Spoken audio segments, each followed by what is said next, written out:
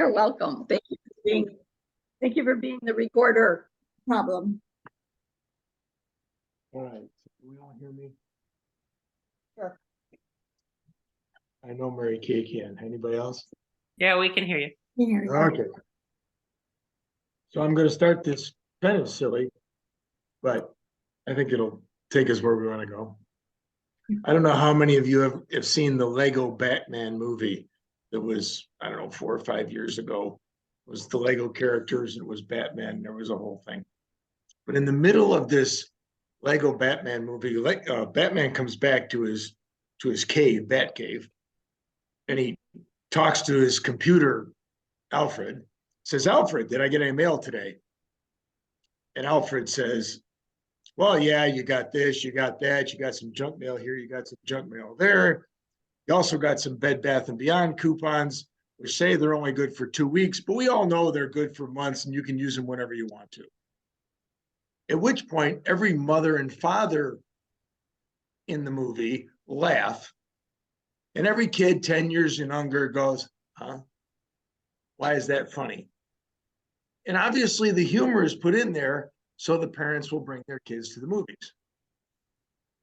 And in kids' movies for decades, Disney's been doing this. And in fact, if you go to the original Little Mermaid movie, there's a scene where the seagull, Scuttle, is looking at Ariel and he picks up a pair of binoculars and goes, hey, Ariel, how you doing, kid? What's going on? And he puts him down and Ariel's right in front of him.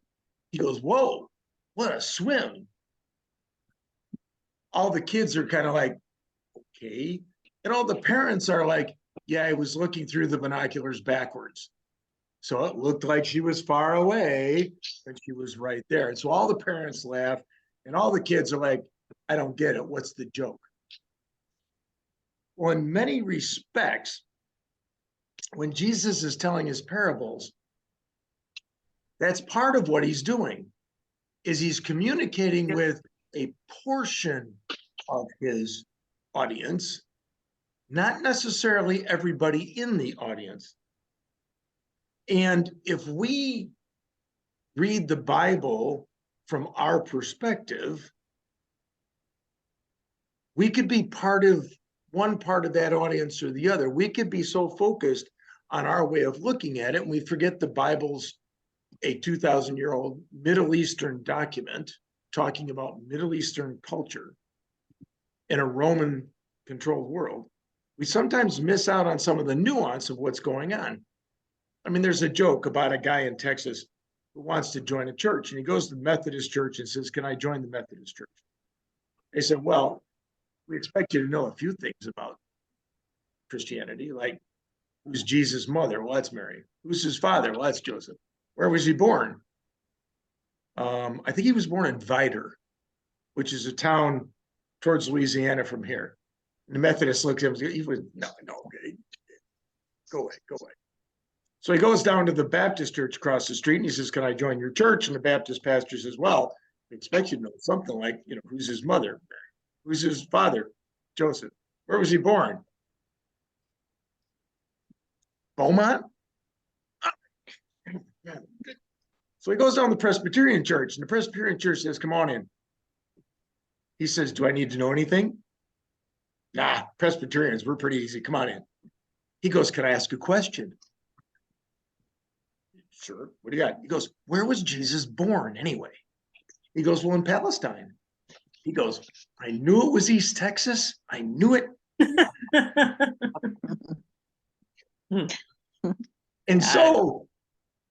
And so if we read the Bible like this, then we get stuck with some of the, well, I'm not really sure why I think this, but I do because of my perspective. And obviously what we've been trying to do when we talk is, how do we open up our vision? How do we look at it from a Middle Eastern perspective?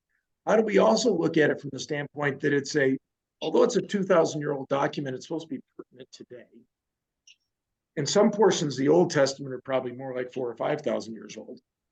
And how do we balance all of that and all of those words, which were written in one language, translated to another language, changed through the years. How do we balance all of that with sort of the flavor, if you will, of Christ? So I thought I'd back up just a little bit in Matthew chapter 13. I know Robin writes this down for me. Matthew 13 and verse 10, which is on this page over here. The disciples go to Jesus and they say, "Why do you speak in parables?" And he tells them. So if you go to Matthew 13, verse 10, he said, Jesus is talking to his disciples and he says, "To you it has been granted to know the mysteries of the kingdom of heaven. But to them," meaning some of the people out there, the audience, "it has not been granted. For whoever has, to him will more be given, and he will have an abundance." And that scripture has been used really badly in the prosperity doctrine stuff, and that's not what it's there for. So we won't go there. And he says, "But whoever does not have, even what he has will be taken away. Therefore, I speak to them," the general them, "in parables, because while seeing they don't see, while hearing they don't hear, nor do they understand." In their case, the prophecy of Isaiah is being fulfilled, where it says, "You will keep on hearing, but not understand. You will keep on seeing, but you won't perceive.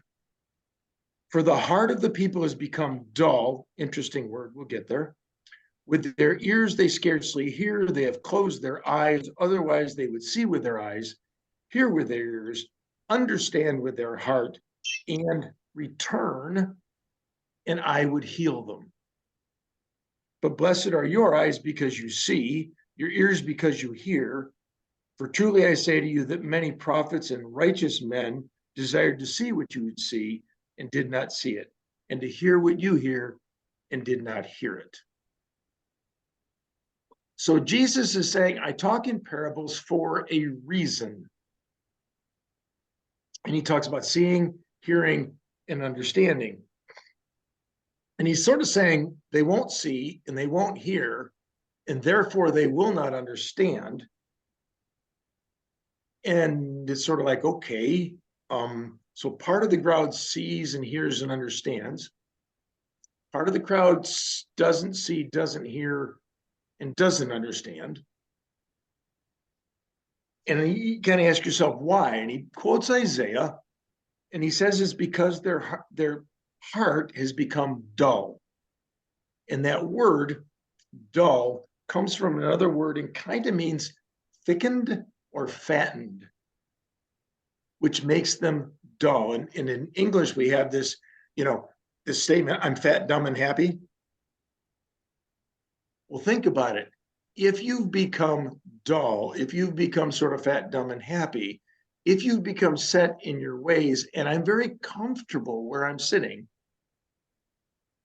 then I don't need to hear any extraneous information, nor does anybody need to speak into my life and tell me I'm doing something wrong, where I might need to listen, I might need to change.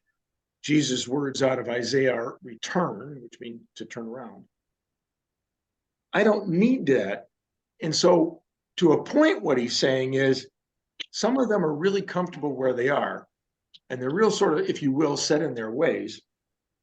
And they don't really want anybody to speak into their lives and say, "Hey, do you think maybe you should think about this one? You might need to think about how you're doing that. You might need to change something."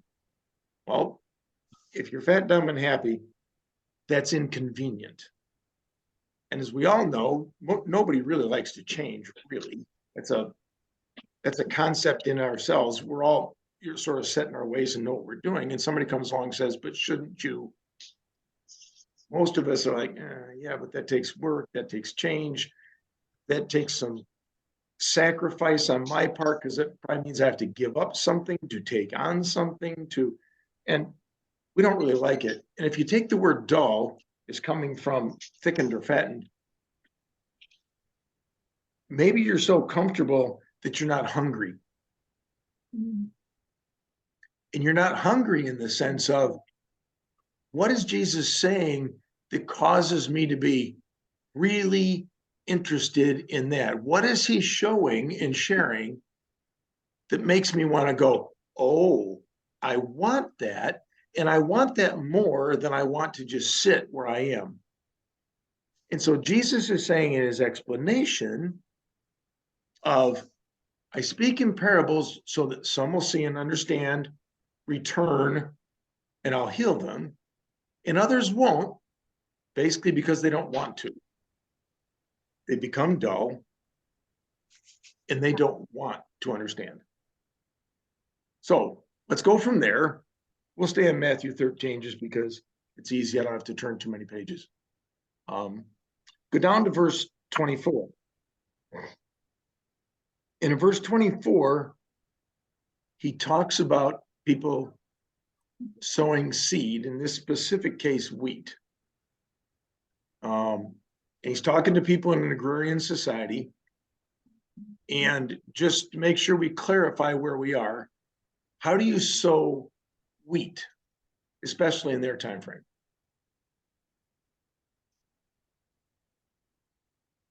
Throw it. Give it a toss. You broadcast it is the term that would be used agriculturally. In corn, around here they grow a lot of corn. You plant it in rows. You got a seed planter that goes down the road and you plant it in rows. So you can walk between the rows of corn. Same with soybeans, same with milo, same with cotton, same with, we drive out towards A&M all the time. And the stuff they plant is all planted in rows. And it's planted in rows so you can drive down and plant it, but it's also planted in rows so you can drive down to spray it or fertilize it or harvest it without driving on the plants. Well, a hay field, which they're haying right now, is not in rows. It's just a field of grass. And so they have to harvest it carefully because otherwise you're driving all over the hay you're trying to pick up and do it. And it's the same way with wheat, even now, but definitely then, is they broadcast it. So you have a field of wheat, and wheat is just a grass with a head with grain on top of it. And so if you were to walk through a wheat field, you're going to be creating a trail. You're going to be trampling some of the wheat. Can't help it. That's how it's planted. That's how it's grown. And so Jesus is talking to people who understand all this. And he says, the kingdom of heaven may be compared to a man who sowed good seed in his field. But while his men were sleeping, his enemy came and sowed tares among the wheat and went away.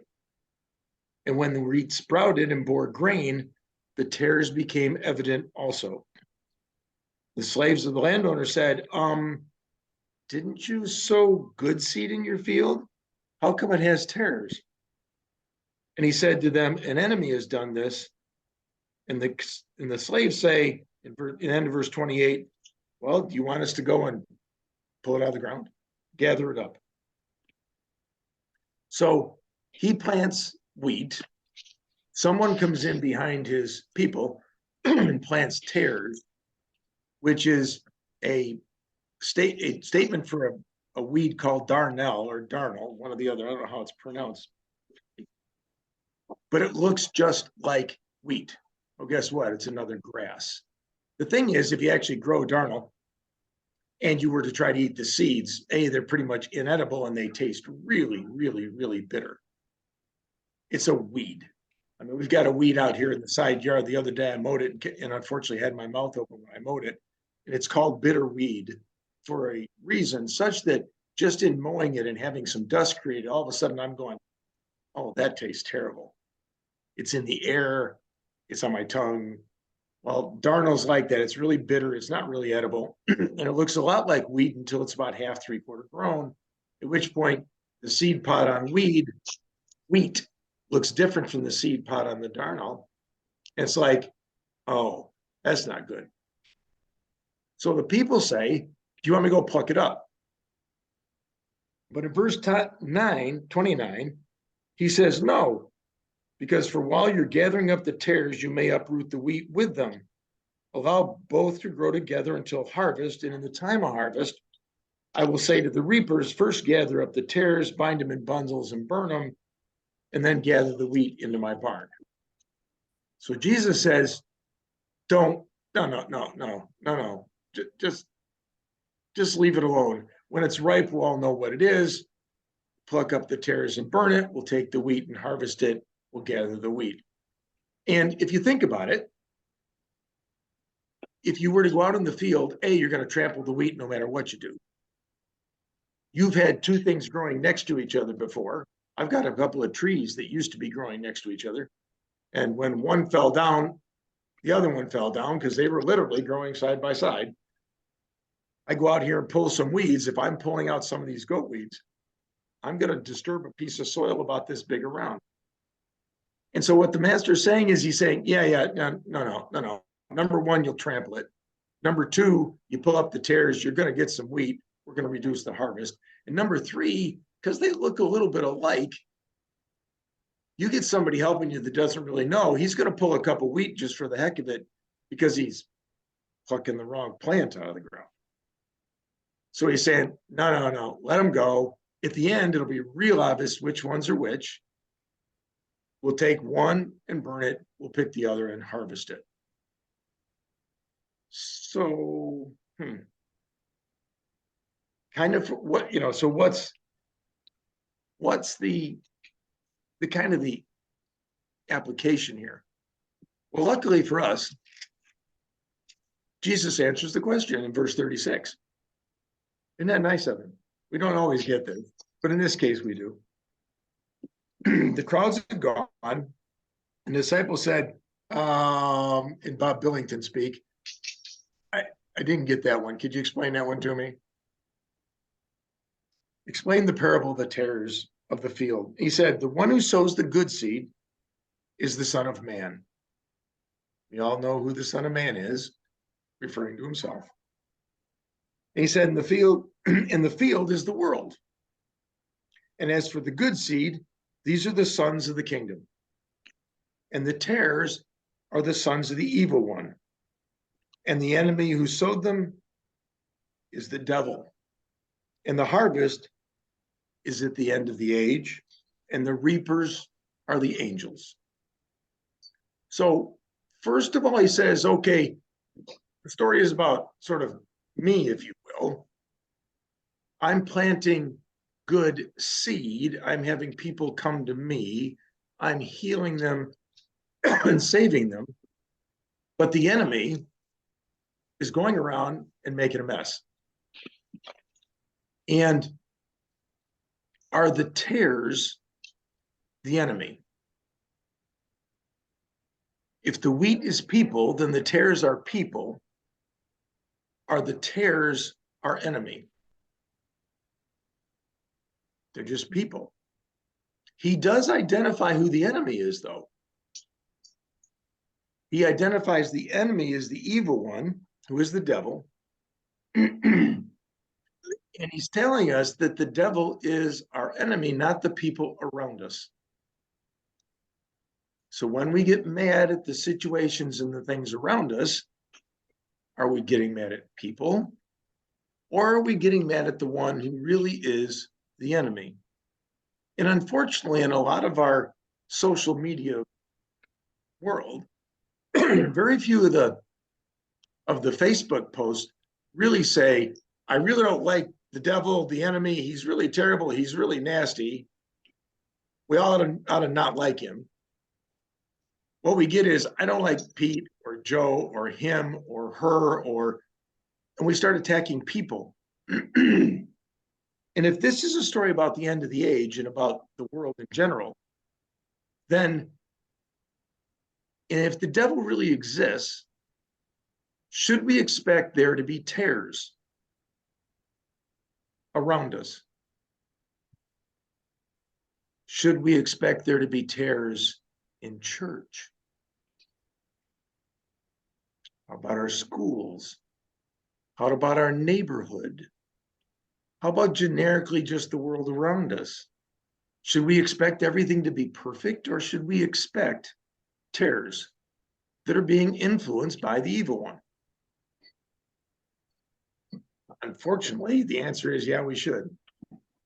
But who should we be mad at? We should be mad at the evil one, not at the terrors, the people around us. And yet we, even us good Christians in good churches, quite often get mad, upset, cause church splits, do all sorts of weird stuff in the name of God because of the terrors that are around us. And what Jesus is saying is that's not really the right approach, because he says in verse 40, so just as the terrors are gathered up and burned with fire, so shall it be at the end of the age. The Son of Man will send forth his angels. They will gather out of his kingdom all the stumbling blocks and all those people who commit lawlessness, and they'll throw them in the furnace in the fire. The righteous, in verse 43, will shine forth as the sun in the kingdom of their Father. So who has ears, let him hear. So Jesus says at the end of the age, doesn't say we're going to divide things up. He doesn't say we're going to judge. It doesn't say we're going to separate somewhere else sheep and goats. It says that's his job, and he's going to take care of it. And so what are we supposed to do while we're living among the tares? I think part of what we should do, just like the servants of the master do, is we should identify, that looks like a tare. Okay, I need to be aware of that. But should I spend a lot of energy trying to pluck it out and kick him out of the church? Melanie said something, but she's on mute, so I'm gonna. I was just gonna say, when you ask that question, like the first thing in my mind is, well, we need to focus on growing as tall as we can and having the healthiest kernels of wheat as we can. That's what we should be focused on. Well, we spend a lot of energy. Go ahead, Robin. Ourselves. But we should be aware if that's a tare. We should be aware that it's a tare so that it doesn't influence us in the wrong direction, right? We shouldn't run over and try to pull it out because our roots may be intertwined and we may be plucking ourselves out, but we shouldn't do that. So I'll give you two examples. I had two professors in college. One was a professor of thermodynamics. I'm a civil engineer, and thermodynamics is not my strong suit. So I went to this class, and the professor started out with, it's intuitively obvious that, and he wrote two things on the board, therefore, and he wrote a bunch more stuff on the board. And I copied it all down. It's like junior year in college. He gets done 5 minutes before class time. He says, does anybody have any questions? Does that all that make sense? And nobody raised their hand. And I went, well, I kind of lost you somewhere there. He was like, well, where did you lose me? I says, you know, back over here where you said it's intuitively obvious that, and wrote two things on the board. That's kind of where I lost you. I wrote the rest of it down, but that is not intuitively obvious to me. And he looked at me and said, are you a mechanical engineer? No, I'm a civil engineer. He goes, thermal is not a requirement for you. He reached over, ripped off a drop slip, and signed it and handed it to me. Oh.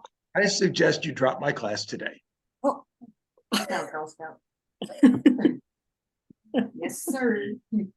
There was no, it was bye, see you later, nice knowing you.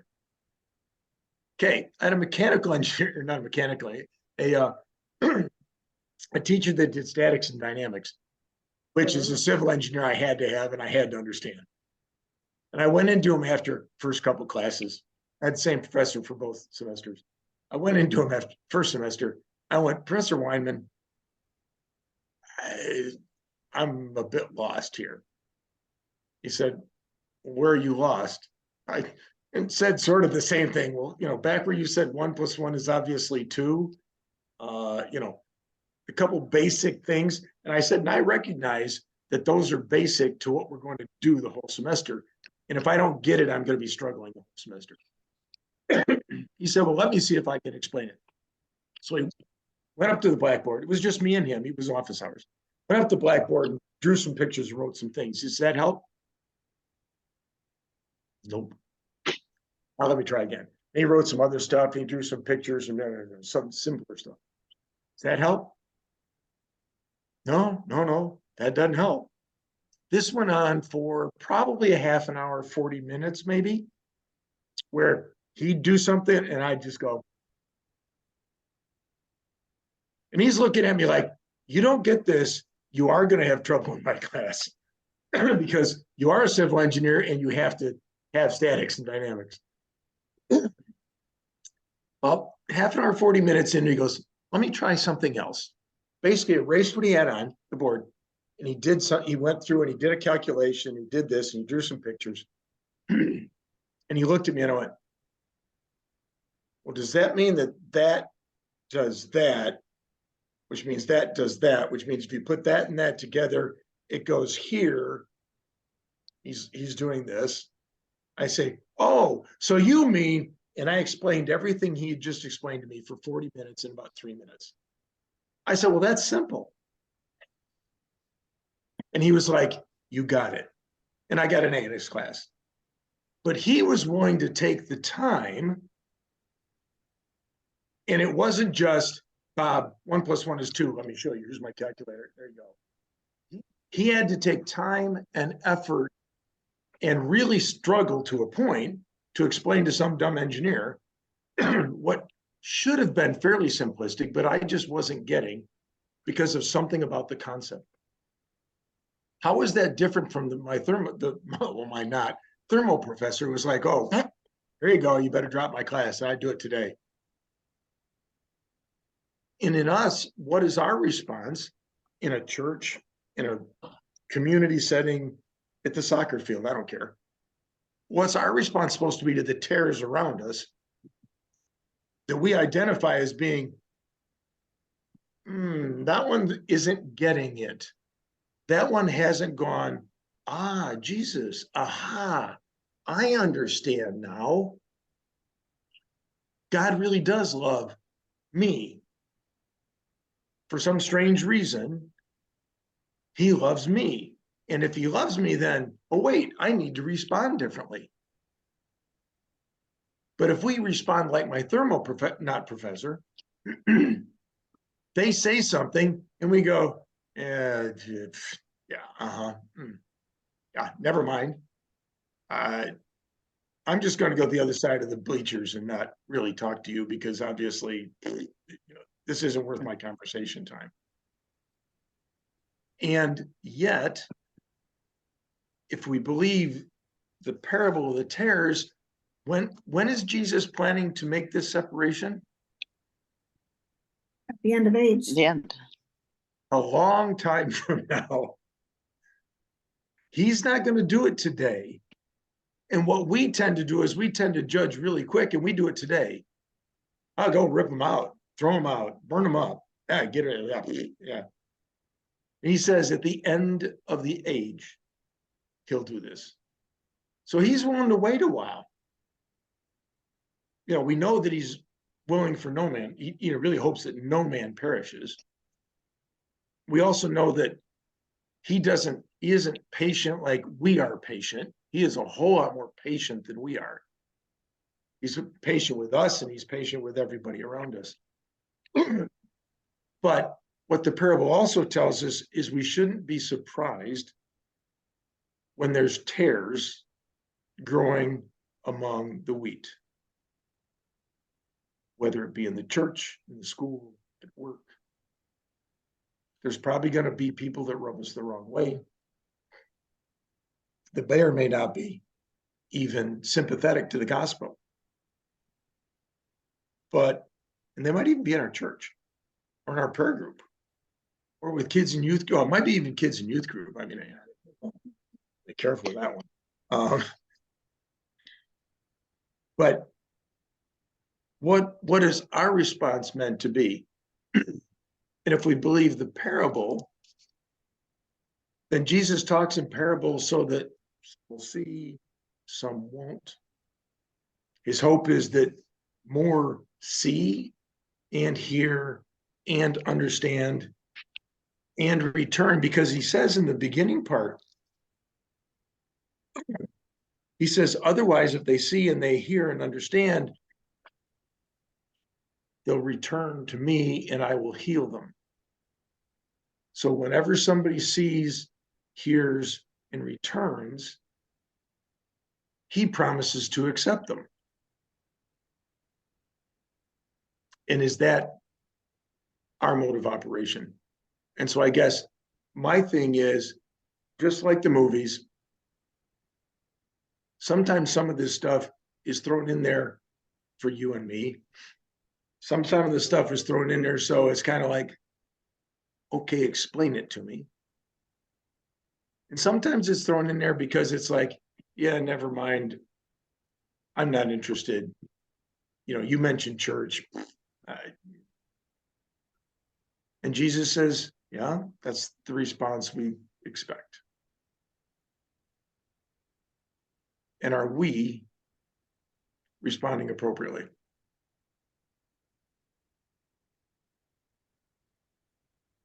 You know, one thing that you said, Bob, while you were talking, you said something about, you know, we need to be aware and be able to say that one's a tear, and so that we don't whatever. I'm not entirely sure that's in the parable. I'm not sure the parable calls us as the wheat to identify the tares. And the reason I say that, the reason I bring it up, is because there's a whole lot of people that believe I'm a tare. Mm.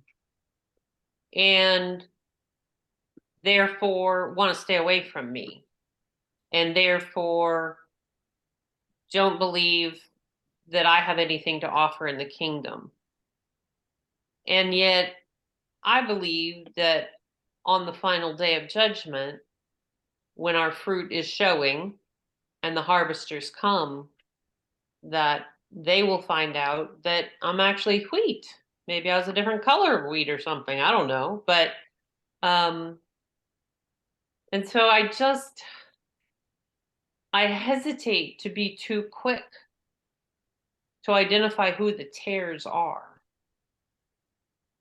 We're not qualified to do that. We're not qualified to judge.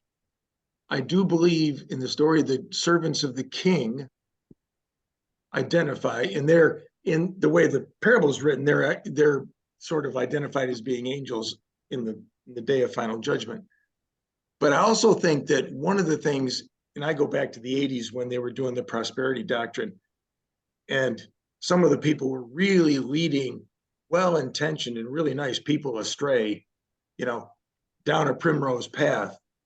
And there were other people around who were going, you know, no, time out. This isn't, you know, that's really not a good path to take. So I think in my sense, it's like we need to be aware, not blindly unaware of where we're planted and where we're growing.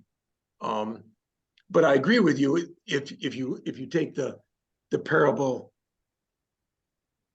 sequentially, then the servants of the king would be the angels, not us. I mean, and I definitely hear you. And I mean, there have been so many false shepherds, or whatever you want to call, you know, who have really hurt people in the kingdom. And we do need to be wise and not foolish. And there's probably a couple of other parables, you know, that we should be looking at for that.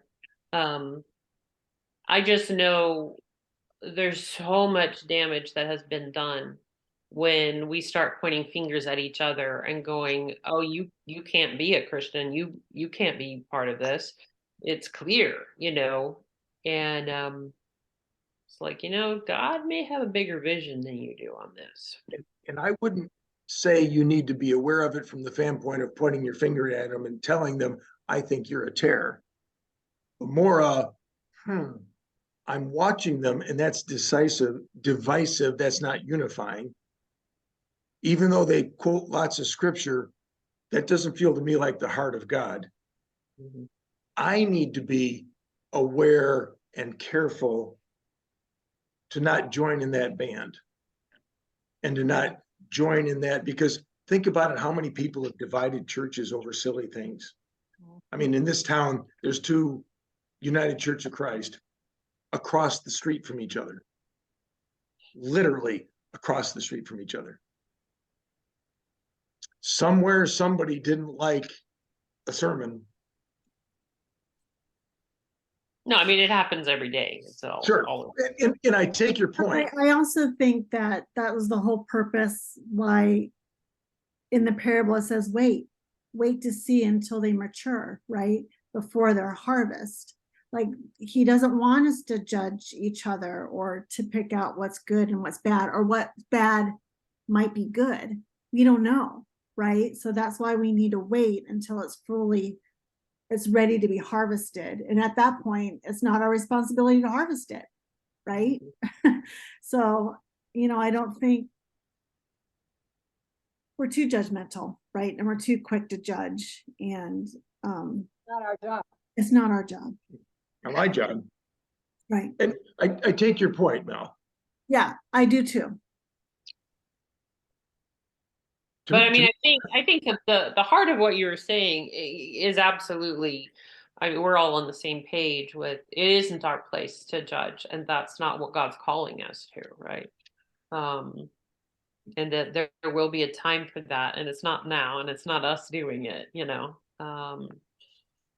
but I keep thinking about, the scripture that says, by their fruit you will know them,